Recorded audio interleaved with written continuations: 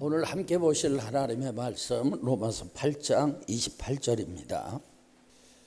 우리 다 같이 합독하겠습니다. 부르심을 입은 자들에게는 모든 것이 합력하여 선을 이루느니라. 아멘. 하나님의 은혜와 사랑이 저와 여러분에게 충만하시기를 축원합니다. 세계적으로 유명한 페르시아 카펫을 만드는 장인의 작업실 이야기입니다. 카펫을 짜는 틀의 뒷면을 보면 온갖 색깔의 실들이 아무런 규칙도 없이 엉망으로 엉켜 있습니다. 거친 매듭과 끊어진 실들로 가득해 보입니다. 초보자가 그 뒷면만 보면 이게 무슨 아름다운 카펫이 되겠나 실망합니다. 하지만 장인이 모든 실을 다 엮어내고 틀을 딱 돌려 앞면을 보여주는 순간 감탄이 나옵니다. 뒤에서 엉망으로 꼬여있던 그 어두운 실들이 사실은 가장 아름다운 문양을 이루는 꼭 필요한 재료였던 것입니다. 여러분, 우리의 삶도 이와 같습니다. 지금 당장 내 삶의 뒷면을 보면 고난, 아픔, 실패라는 어두운 실들이 규칙 없이 엉켜있는 엉망처럼 보입니다. 그러나 우리의 인생을 작아하시는 최고의 장인이신 하나님은 이 모든 것을 합력하여 가장 아름다운 선을 이루고 계십니다. 우리는 그것을 믿습니다. 제가 지난 5월 17일 합력하여 이루어지는 선이란 무엇인가라는 제목으로 말씀을 나눴습니다. 그때 하나님께서 모든 것이 합력하여 선을 이루게 하시는데 그 선이 구체적으로 무엇이냐, 네 가지를 말씀을 드렸어요. 첫째, 구원입니다. 구원은 하나님의 절대적 주권과 열심으로 이루어진 결과예요.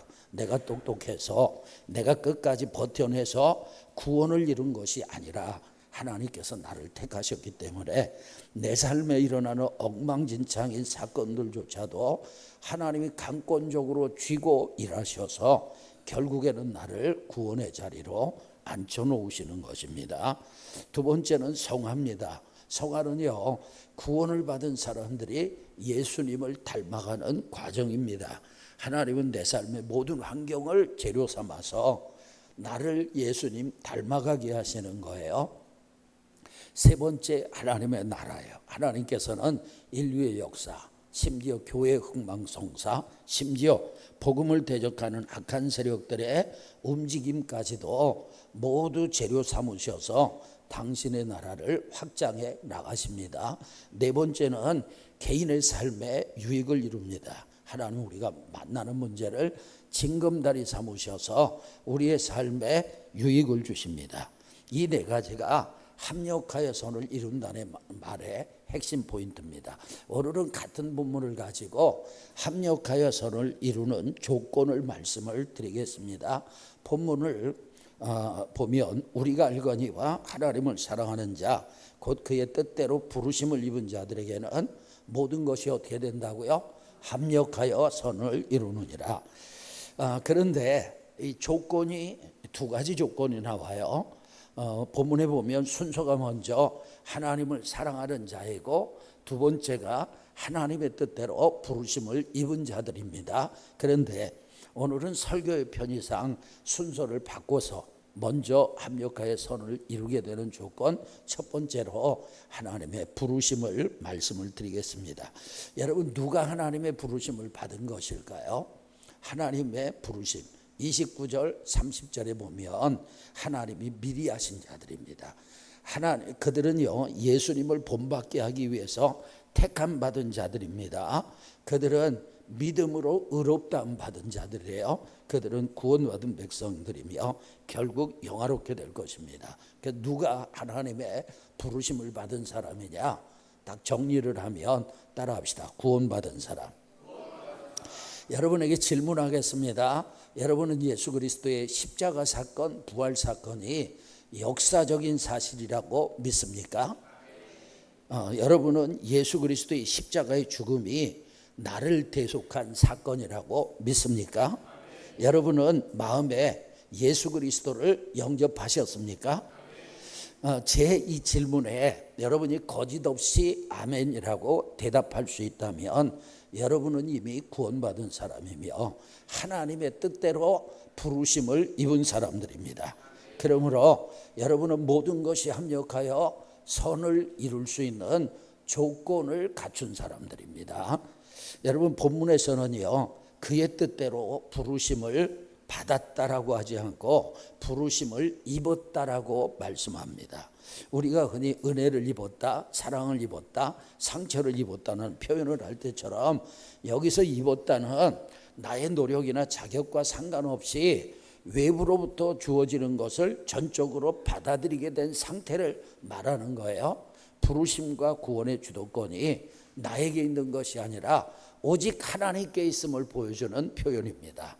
내가 하나님을 선택해서 부름을 받아낸 것이 아니라 하나님의 일방적이고 주권적인 사랑이 나에게 임하여 내가 부르심을 입게 된 것입니다. 여러분이 성경에서 입다라는 단어는 영적인 신분과 상태의 변화를 극적으로 보여주는 은유로 자주 사용이 됩니다. 옷을 입으면요, 그 사람의 외형과 그 다음에 신분이 달라집니다. 누가복음 15장 22절에 보면 이 말씀은 탕자가 아버지 집을 떠나서 세상 말로 개고생하다가, 무슨 고생했어요?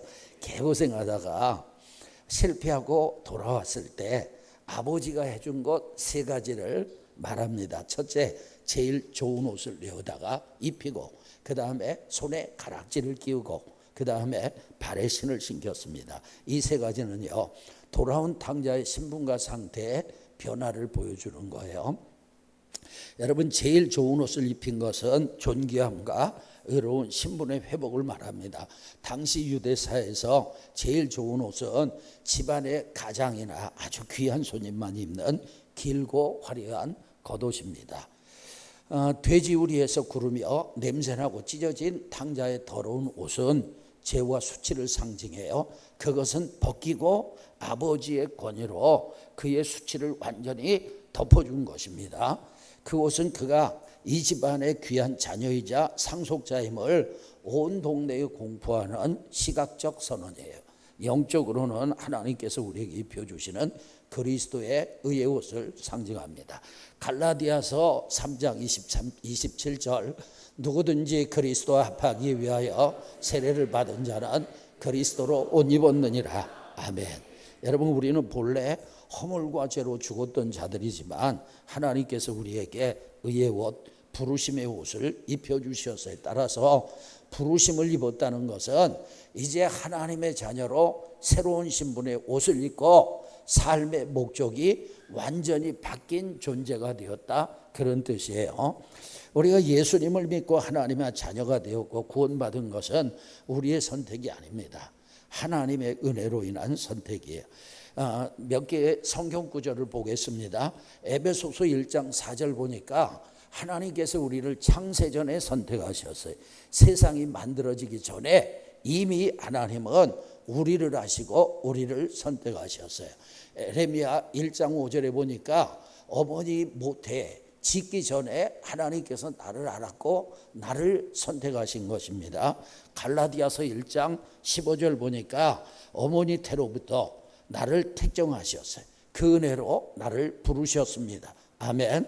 내가 태중에서 조성되고 있을 때 이미 하나님께서 선택하시고 이미 하나님이 나를 부르셨어요. 그러니까 내가 예수 믿는 그런 운명이 된 것은 종교성이 좋거나 도덕적으로 뛰어나거나 남달리 착한 일을 많이 해서 그것이 아니라 하나님의 은혜입니다. 여러분, 지금 봤던 이 세 구절의 공통점은 뭐냐? 우리의 구원과 부르심이 인간의 어떠한 조건, 노력, 행동의 결과가 아니라는 거예요.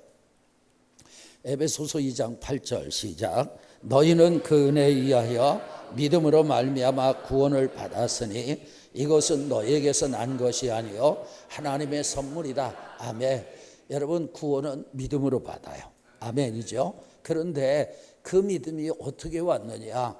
우리가 믿음을 어떻게 갖게 되고 그 믿음으로 구원받았느냐? 하나님의 은혜로 인하여 그렇게 된 줄로 믿습니다. 그래서 여러분, 믿음과 구원은요 하나님의 선물이에요. 그건 우리에게서 난 것이 아니에요. 여기서 우리는 중요한 것을 깨달아야 합니다. 예수 그리스도를 마음에 영접하여 구원을 받고 하나님의 자녀가 되고 영원한 천국 백성이 된 나는 하나님의 손에서 결코 벗어날 수 없다는 것입니다. 하나님이 나를 부르셨어요. 하나님이 나에게 믿음의 선물을 주셨어요. 하나님께서 나를 거듭나게 하셨어요. 하나님이 나를 하나님의 자녀 삼아 주셨습니다. 여러분, 하나님의 부르심은요 엄청난 중력과 같아요. 우리가 아무리 점프력이 좋아도 지구에서 벗어날 수 없습니다. 왜죠? 지구의 중력 때문에 우리의 몸이 지구로 끌려오기 때문이에요. 인간이 아무리 하나님으로부터 도망치려 해도 스스로 힘으로 무엇인가 해보려 해도 하나님의 거대한 사랑과 은혜의 법 안에서 결코 벗어날 수 없습니다. 여러분, 정말 감사한 일이에요. 지구의 중력 때문에 우리의 몸이 지구에 끌려오듯이 우리가 때로 낙심하여 넘어질 때조차 우리가 넘어지는 방향은 언제나 하나님의 품 안이라는 것을 믿으시길 바랍니다. 하나님의 부르심과 사랑의 중력은 결코 우리를 놓지 않습니다. 여러분, 내가 똑똑해서 내가 하나님을 끝까지 잘 붙잡아서 오늘 이 자리에 앉아서 예배드리는 것이 아니에요. 우리가 때로 지치고 낙심하여 하나님을 떠나 도망치려 할 때조차 우리는 우리를 결코 놓지 아니하시는 하나님의 은혜의 중력이 우리를 강권적으로 붙들어 주셨기 때문입니다. 하나님께서는요 하나님의 부르심을 받은 우리의 모든 것이 합력하여 선을 이루게 하십니다. 두 번째 조건은 하나님을 사랑해야 합니다. 하나님은 하나님을 사랑하는 사람의 모든 것을 합력해 선을 이루세요. 그런데 저와 여러분이 알아야 할 것이 있습니다. 우리가 먼저 하나님을 사랑한 것이 아니라 여러분, 하나님께서 먼저 우리를 사랑하신 것입니다.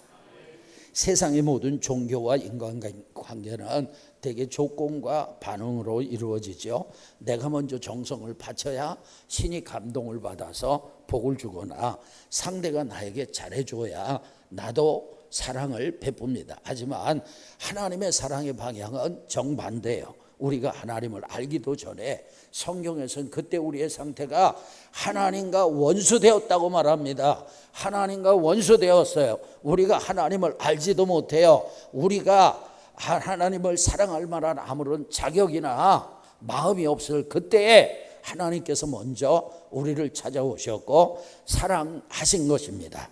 성경은 그때 우리의 상태를 하나님과 원수라고 말하고 있어요. 우리가 하나님을 사랑하고 이웃을 사랑할 수 있게 된 것은 우리 안에 본래 선하고 사랑의 성품이 많기 때문에 그렇게 된 것이 아닙니다. 마치 여러분 스스로 빛을 내지 못하는 달이 태양빛을 받아서 빛나는 것처럼 우리가 하나님을 사랑할 수 있는 이유는 하나님께 엄청난 사랑을 먼저 입었기 때문에 그 사랑이 우리 마음에 흘러 넘쳐서 반응하는 것입니다. 그러니까 우리의 사랑은 하나님의 거대한 사랑이 만들어낸 메아리와 같은 거예요. 하나님이 먼저 시작하신 사랑이기에 이 사랑은 따라합시다. 이 사랑은 안전합니다. 내가 하나님을 먼저 사랑해서 시작된 관계라면 내 감정이 식어지거나 열정이 떨어졌을 때 하나님의 사랑도 끊어질지 모른다는 불안감에 휩싸이게 됩니다. 그러나 이 사랑의 출발점은 내가 아니라 하나님이십니다. 시작하신 분이 하나님이시기에 내가 흔들리고 연약할 때조차 그분이 먼저 하신 사랑은 취소되거나 변하지 않습니다. 앞에서 말씀드린 것처럼 우리의 부르심은 엄청난 중력과 같아요. 지구가 먼저 엄청난 중력으로 우리를 당기고 있기에 우리가 지구 위에 서 있을 수 있는 것처럼 하나님이 먼저 우리를 사랑의 중력으로 붙잡아 주셨기 때문에 우리도 하나님을 사랑한다고 고백하며 그분의 품 안에 거할 수 있는 것입니다. 여러분, 하나님을 사랑하십니까? 그렇다면 여러분은 하나님의 사랑을 받아서 그 사랑을 반사하고 있는 것입니다. 여러분, 하나님 사랑 안에 거하고 계십니까? 그렇다면 여러분은 하나님의 사랑의 중력 때문에 하나님 안에 거하는 것입니다. 그런데 하나님을 사랑하는 사람의 특징이 있어요. 하나님을 뜨겁게 사랑하잖아요. 그러면 마음에 하나님 생각이 꽉 차 있습니다. 일주일 내내 하나님 생각 한 번도 안 하다가 교회 올 때 되면 하나님 생각하는 사람들 있잖아요. 여러분, 사랑이 아주 미약한 거예요. 그런데 하나님 뜨겁게 사랑하잖아요. 하나님 생각이 가슴에 꽉 차 있습니다. 무슨 일을 하든지 하나님과 연결시켜 생각합니다. 누구를 만나든지 그 만남을 하나님과 연결시킵니다. 왜냐하면 그 마음에 하나님이 가득하기 때문에. 여러분, 뜨겁게 연애하는 사람은요, 앉으나 서나 상대방 생각만 합니다. 하나님을 사랑하는 사람은 앉으나 서나 하나님을 생각합니다. 기독교 고전 중에 하나님의 임재 연습이라는 노랭스 형제의 이야기가 있어요. 여러분, 그는 수도원의 주방에서 평생 설거지를 하고 요리를 하던 평수사였습니다. 일상의 가장 사소한 순간까지도 하나님과 연결해서 깊은 동행을 누렸던 사람이에요. 이 노렌스 형제가 일상에서 하나님의 사랑을 실천한 대표적인 실례는 수도원 부엌에서 가장 보잘것없는 또 자기가 싫어하는 일을 대하는 그의 태도에 나타납니다. 사실 이 사람은요, 천성적으로 부엌 일을 무척 싫어하는 사람이었어요. 게다가 전쟁의 부상으로 한쪽 다리를 심하게 절었기 때문에 무거운 솥을 옮기고 온종일 서서 수십 명의 밥을 하고 설거지를 도맡아하는 부엌 노동은 그에게 육체적으로도 큰 고통이었습니다. 하지만 그는 이 소란스럽고 힘든 부엌 일을 하나님을 향한 사랑을 고백하는 최고의 예배로 바꿨습니다. 그는 주방에서 일을 시작하기 전 늘 하나님께 이렇게 기도했어요. 나의 하나님, 제가 이 일을 주님을 향한 사랑으로 할 수 있도록 은혜를 베풀어 주소서. 그리고 음식을 만들거나 그릇을 닦을 때 의무감이나 불평으로 하지 않고 마치 앞에 계신 하나님께 선물을 드리듯 온 마음을 다했습니다. 그는 훗날 자신의 실천을 이렇게 고백을 했어요. 나는 프라이팬에 달걀 하나를 뒤집는 일조차도 오직 하나님을 사랑하는 마음으로 합니다. 더 이상 할 일이 없을 때는 바닥에 떨어진 집세기 하나라도 주님을 향한 사랑으로 줍습니다. 그것만으로도 나는 충분히 행복합니다. 자, 여러분, 이렇게 한번 생각해 보세요. 저는 설교가 저의 일이에요. 설교 준비가 설교하는 것보다 더 힘들어요. 특별히 금요일과 토요일은 제 온 신경이 주일 설교에 집중을 합니다. 그래서 어떤 때는 설교 준비를 하다가 예전에 젊을 때는요, 밤을 새도 봐서 설교 준비해도 주일날 껐떡이 없었어요. 그런데 요즘은 조금 무리를 하면 이제 저도 환갑이 지났잖아요. 그래서 피곤을 느껴요. 그런데 저에겐 일인데 제가 그 일을 그냥 일만으로 하면 안 되는 거예요. 하나님을 생각하고 하나님을 사랑하는 마음으로 하는 거예요. 할렐루야. 그래서 저는 설교 준비하는 것이 행복하고 설교하는 것이 행복해요. 여러분도 마찬가지예요. 여러분의 직업을 하나님을 섬기듯이 주의 일로 여기고 그렇게 하시기를 축원합니다. 남들이 알아주지 않는 가장 낮고 천한 자리였지만 노렌스 형제에게는 그곳이 바로 하나님과 사랑을 나누는 성소였습니다. 그는 거창한 업적이 아니라 아무도 원하지 않는 고된 일상 속에서 묵묵히 기쁨으로 봉사하는 것이 하나님을 가장 사랑하는 실천임을 몸소 보여줬어요. 그는 하나님을 사랑했기 때문에 앉으나서나 하나님 생각뿐이었어요. 다윗도요, 하나님을 뜨겁게 사랑했습니다. 그 증거가 시편 16편 8절입니다. 내가 여호와를 항상 내 앞에 모시며 그가 오른쪽에 내가 흔들리지 아니하리로다. 아멘. 다윗은요, 하나님을 항상 내 앞에 모시고 살았다고 고백을 합니다.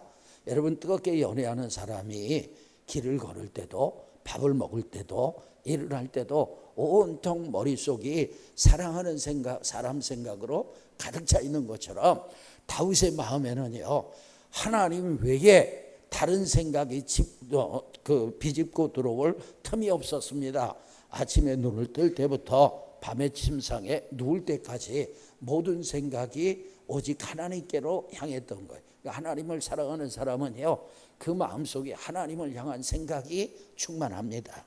두 번째로는 하나님을 사랑하는 사람은 하나님과 대화를 많이 합니다. 마음에 누군가로 가득 차 있으면 하루 종일 그 사람과 이야기하고 싶지요. 사소한 것까지 공유하고 싶어집니다. 이처럼 하나님을 사랑하는 사람은 하나님과 대화를 많이 할 수밖에 없어요. 주님께서요, 마음에 가득한 것을 입으로 말함이라고 하셨는데, 그 말씀처럼 마음에 하나님의 생각이 가득한 사람은 그 생각들이 자연스럽게 하나님을 향한 기도로 터져 나옵니다. 제가 표현을 터져 나온다고 표현을 했습니다. 여러분, 풍선 안에 바람이 가득 차잖아요. 아니면 물을 집어넣어서 물이 가득하게 되잖아요. 계속 집어넣으면 압력 때문에 풍선이 터지면서 안에서 물이 나오게 돼 있어요. 우리 안에 하나님이 가득해. 그러면 여러분, 일상 속에서 그냥 하나님과 대화하는 것입니다. 아침에 눈을 뜨면 하나님 오늘도 좋은 날 주셔서 감사합니다. 지금 봄이라 자연이 아름답잖아요. 여러분, 이제 싹이 나고 잎이 피고 꽃이 피고 뭐 이런 나무들을 보면 하나님, 저 초록색은 참 좋네요. 또 어려움을 만날 때 아버지, 이때는 제가 어떻게 해야 할까요? 이렇게 속삭이는 끊임없는 친밀한 소통이 있어요. 앉으나 서나 주님을 생각하기 때문에 자연스럽게 일상에서 주님을 찾고 주님과 대화하게 됩니다. 세 번째, 하나님을 사랑하는 사람은 하나님과의 만남을 사모합니다. 하나님을 사랑해서 앉으나 서나 하나님을 생각하는 성도의 마음속에는 주님의 얼굴을 직접 뵙고 싶다는 거룩한 열망이 있어요. 여러분, 저는 잠들 때마다 하나님, 꿈속에서 주님 만나고 싶어요. 꿈속에서 주님 보고 싶어요. 이런 기도를 합니다. 근데 주님 못 보고 개꿈 꿀 때가 많아요. 주님을 사랑하잖아요.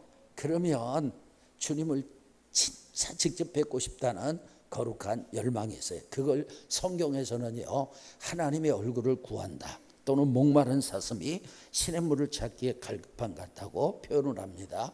여러분, 하나님을 사랑하는 사람은 하나님과의 만남을 사모하지요. 시편 42편 2절을 보겠습니다. 내 영혼이 하나님 곧 살아계신 하나님을 갈망하나니 내가 어느 때에나 나아가서 하나님의 얼굴을 배울까. 아멘. 여러분, 이 시편 기자는 하나님의 전에 나가지 못하고 있어요. 그래서 그 마음에 하나님을 향한 갈망이 너무 심합니다. 그래서 내가 어느 때에 나가서 하나님의 얼굴을 배울까. 여러분, 시편 기자는 공식적인 만남을 사모했던 것입니다. 하나님을 사랑하는 사람은 단순히 하나님이 주신 복이나 하나님의 선물을 바라는 것 이상 하나님 그분 자체를 원하기 때문에 예배의 자리, 기도의 자리, 은밀한 또 말씀의 자리처럼 하나님과 깊이 대면할 수 있는 만남의 자리를 세상 어떤 것보다도 사모하는 것입니다. 네 번째로, 하나님을 사랑하는 사람은요, 하나님을 위해서 헌신합니다. 제가 부부 동반으로 식사를 하게 되었습니다. 미리 식사 장소를 정한 것은 아니에요. 만나서 이야기를 하다가 이제 함께 식사를 하기로 했는데, 식사 전에 어디서 무엇을 먹을까 잠시 대화를 나눴어요. 그런데 저희 부부와 식사하기로 한 상대 부부에게 이상 기류가 발생했습니다. 남편은 고기를 먹고 싶어하고 아내는 다른 음식을 원했어요. 두 사람이 서로 자기가 원하는 것을 먹고 싶다고 주장하는데 보기 민망했어요. 결국은 남편이 원하는 대로 고기를 먹었습니다. 고기를 먹는 동안 아내 되시는 분의 표정이 별로였어요. 저는 그 모습을 보면서 다른 사람 앞에서 아내를 배려하지 못하는 남편이 상당히 이기적이라고 생각을 했습니다. 아내를 사랑한다면 아내가 원하는 음식을 먹을 수 있을 텐데, 자기가 원하지 않아도 다른 사람 앞에서 아내의 입장을 위해서 고기를 포기해도 될 텐데, 제가 알기로 그는 늘 고기를 먹는 사람인데 한 끼 정도는 아내가 원하는 대로 해줄 수 없을까, 그런 생각이 들었어요. 여러분, 그 남편이 왜 그렇게 자기중심이었을까요? 이유가 뭐냐? 아내를 사랑하는 사랑이 부족한 거예요. 하나님은요 우리를 사랑하셔서 독생자까지 주셨습니다. 아멘. 예수님은 우리를 사랑하셔서 하늘 보좌 버리시고 낮고 처단 이 땅에 오셔서 우리를 위한 대속제물이 되셨습니다. 십자가를 짊어지시고 우리 대신 십자가에서 죽으셨어요. 진짜 사랑을 알고 진짜 사랑을 한다면 우리도 어떤 헌신이든 할 수 있어요. 여러분 탕자가 돌아왔을 때 아버지가 제일 좋은 옷을 입혀주고 가락지를 껴주고 또 신을 신겨주고 자녀의 신분을 거저 회복시켜 주었던 것처럼 아무 자격 없는 나에게 베풀어 주신 하나님의 그 거대한 은혜와 사랑을 깨닫는다면 나 같은 자를 위해 독생자까지 아끼지 않으신 하나님을 위해 내 삶을 드리겠습니다. 이런 고백을 하게 됩니다. 하나님의 사랑을 깨달은 사람에게 헌신은 무거운 짐이 아니라 받은 사랑이 너무 커서 밖으로 흘러넘치는 은혜의 고백이에요. 그래서 여러분 우리가 교회 일을 하면서 또 가정 일을 하면서 또 여러분 사회에서 일을 하면서 모든 일들을요 노렌스 형제처럼 하나님을 사랑해서 하나님을 섬긴다는 마음으로 하시길 바랍니다. 만약에 여러분이 교회 일을 하면서 교회 일이 짐이 돼요. 가정 일을 하면서 가정 일이 짐이 돼요. 그렇다면 여러분의 사랑의 온도를 높여야 하는 것입니다. 여러분 냄비의 물은요 저절로 끓지 않습니다. 끓으려고 노력해서 끓는 것이 아니에요. 냄비의 물은 아무리 노력해도 스스로 끓을 수 없어요. 그런데 가스불을 붙여요. 열을 갑니다. 인덕션에 불을 붙입니다. 그러면 노력하지 않아도 물은 끓게 되어 있어요. 하나님을 위한 헌신도 마찬가지예요. 우리가 헌신하려고 노력해서 헌신할 수 있는 것이 아닙니다. 하나님께서 성령의 능력으로 사랑의 온도를 높여주시면 그전에는 도저히 할 수 없었던 희생과 헌신이 가능하게 되는 거예요. 그러니까 억지로 짜내지 마시고 신앙생활 너무 봉사하는 것이 힘들어요. 그러면 얘기하셔서 좀 쉬기도 하시고 근데 중요한 건 뭐냐? 하나님 앞으로 나가는 거예요. 여러분 먼저 사랑의 불 앞에 머물기를 주의 이름으로 축원합니다. 야곱은요 외삼촌 라반의 집에서 20년 동안 머슴처럼 일하고 모진 고생을 했습니다. 낮에는 더위와 싸우고 밤에는 추위를 견뎌야 했습니다. 밤새 제대로 눈 붙일 겨를도 없이 양떼를 돌봤습니다. 외삼촌의 양에게 문제가 생기면 그걸 야곱이 다 물어줘야 했습니다. 20년 동안 외삼촌은요 야곱의 품삯을 10번이나 바꾸면서 부당하게 속였습니다. 그러니까 야곱에게 계속 사기를 쳤던 거예요. 그런데 야곱은 라헬을 사랑해서 그 고통을 참아내고 7년을 며칠처럼 여겼어요. 사랑의 힘입니다. 여러분 평생을 선교지에서 헌신한 에이미카 마이클 선교사님 이야기를 좀 하도록 하겠습니다. 이분은요 사랑의 힘으로 헌신적인 삶을 살았던 분이에요. 에이미가 인도의 도나보 지역에서 사역할 당시 그곳에는요 어린 소녀들을 힌두교 사원에 바쳐 성적 착취를 당하게 하는 데바다시라는 악습이 있었어요. 어린아이를 힌두교 사원에서 창녀일을 하게 하는 거예요.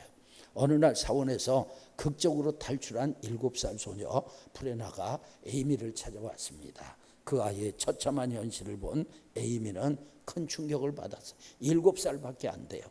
하나님이 자신을 부르신 진짜 이유가 이 어린 생명들을 구하는 것임을 깨달았습니다.